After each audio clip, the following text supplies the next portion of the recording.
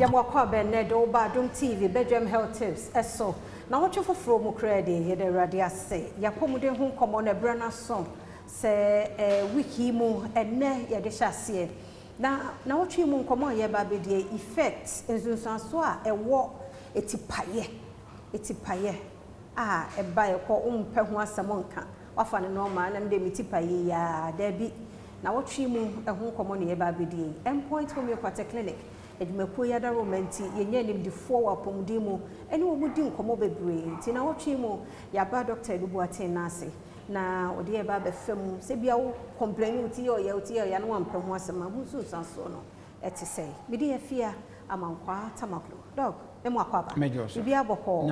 na wotwe mu wo se ye kasa fa effect of untreated headaches na etipaye de say normal meda sepa ye kasa etipaye etipaye ye normal etipaye fanse bia wa wonim se obi wokwa na wa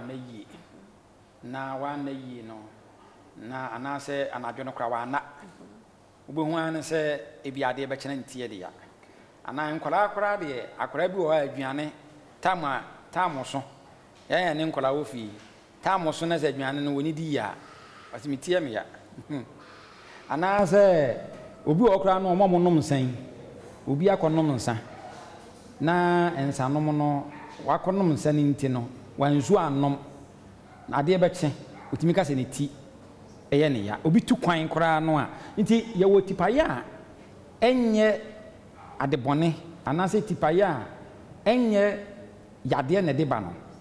eba sempanse enna na wa na yie ena di se tipaye ne ba wonya daaye no ano etipaye no ekọ sensa na akonom ye ne ma etipaye ne ba ya eda wa anom san etipaye no wonti biem eno ne ye beka ne se ene de ye fa ne tra na etipaye a ehu ene ye beka ne se secondary headaches eye the type of headache ya ekọ na aba enye bibi a wawo ye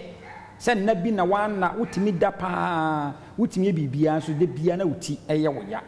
ena etipaye a ese hunu ne se etipaye a abetena wo so ekọ na aba na wan maduro ne kọ na aba eno no kire wo se there is something wrong na etipaye ye kenya ye fa ne trai honestly speaking no ye were over 150 types of headaches enipa da sani ye experience 150 types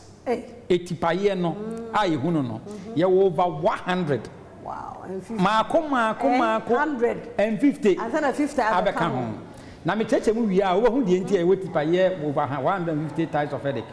wo a wo ye lay person ne de wo betima ka se meti ya me ya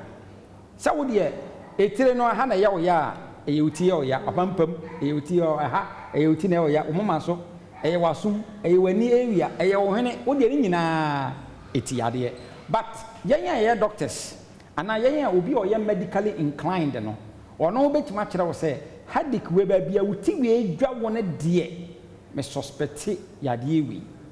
wuti a half ne dwa wo yi me suspect se yade ewi sei ene wo ho eni nti eti yade no in itself no enye wuti e pai wo in itself no enye yade na emom no ne de adekro no a matipaye na aba no eno na ye beka no se eye yade na se bibi na matipaye ne ba bibi na matipaye ba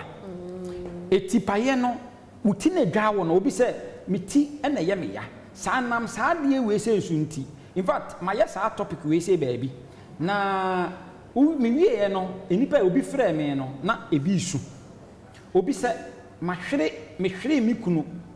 because of the awoken de bia no onyale de bia wan de wo se ne ti ye hu ya tim kaja wade mu obi so frɛ oba so oba ema so timi frɛ se na de wa mak mentam kese pa na mo kan wasem efi se sa etipaye oba na mene ne wo ho na ono so wonyare okwa ba bia aba on de omu a okwa market ba papa miti ye hu ya nsa ade akye ade anche no wa ye nyame dia eni ti de ye kan nyina ne se etipaye ya wo no a eye wo ya no eye ade bi a kire se yade bi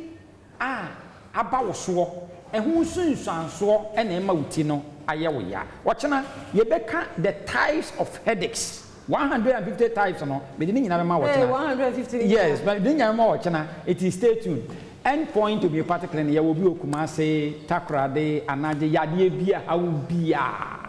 bomodin so wetimi afre number yi so na ya twehwe ho nkomo number no ye 0244 86 70